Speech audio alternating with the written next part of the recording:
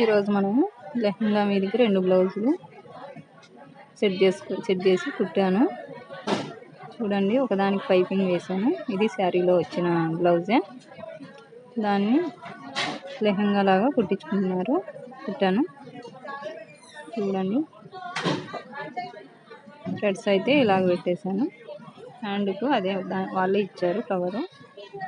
Front అయితే normal డీపే పెట్టేశాను. దీనికి ఈ శారీ అండి. ఈ శారీని లెహంగా లాగా కుట్టమని చెప్పారు. దీని మీదకి ఈ 2 బ్లౌజులు తీసుకున్నారు.